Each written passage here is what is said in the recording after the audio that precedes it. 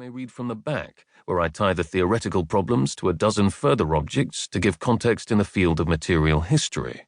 Throughout, I argue how Nazi-era objects are especially vulnerable to opportunistic narratives, as screens for our fantasies, our projections, in the absence of their owners and careful detective work.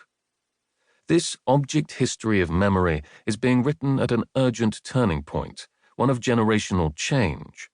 The public health emergency of COVID-19 has disproportionately affected the war generation.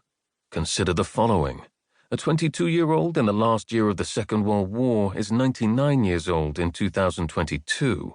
Most of the witnesses for this book were about this age when interviewed. They are the last witnesses. I am worried what happens to their belongings when they are gone, because on their own, these things don't speak.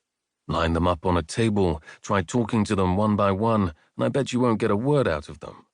It's as if they were charmed, and their story is only summoned by those people who had direct experience of this most violent moment in world history. This momentary spell gives the objects value.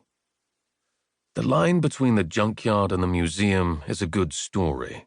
Since knowing their stories as you will, it's become difficult for me to see the objects as just flotsam. It pains me to imagine them collecting dust on the shelf of a second-hand shop or in a storage locker. But a generation that has not experienced war, whose members are unable to interpret the jetsam of the past, will more easily discard or misinterpret these things. Think of a belonging of sentimental value you own, an engagement ring, an admission ticket, a stone from a beach, which will become meaningless the moment you are no longer there to tell its story.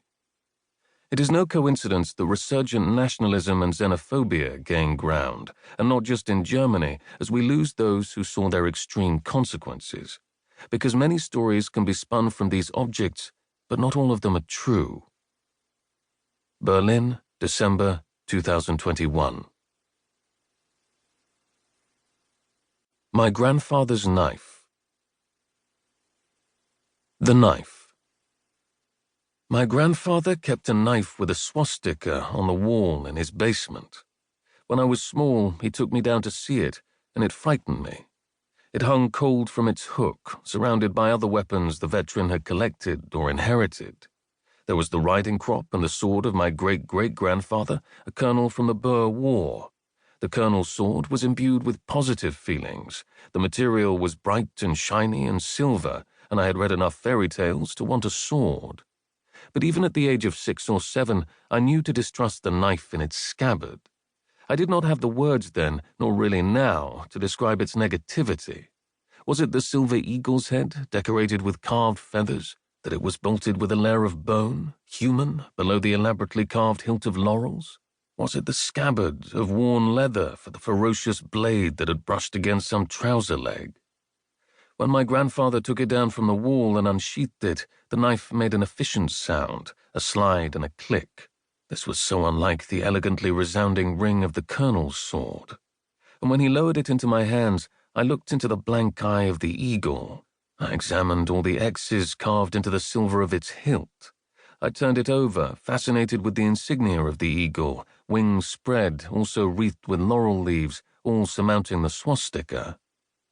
My grandfather told me that he had liberated the knife as a captain in the Canadian forces in 1944 or 1945 in the Netherlands. My father told me a different story, perhaps to protect me, which was that he found it in the mud somewhere.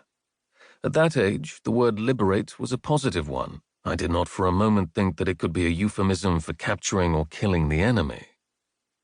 Many years later, after my studies and time spent living in many places, with possessions scattered between college storage, my parents' house, and lockers in Cambridge, New York, Nottingham, Vancouver, and Edmonton, I settled down and ended up living in the capital of my grandfather's enemy. I have been living among the defeated in Berlin for more than a decade now. My grandfather died in 2005, and I never paid much attention to his will except for a couple of details. He left me both my great-great-grandfather's sword and his Nazi knife.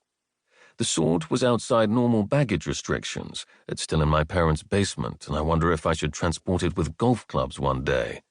But the Nazi knife had vanished. No one knew what had happened to it.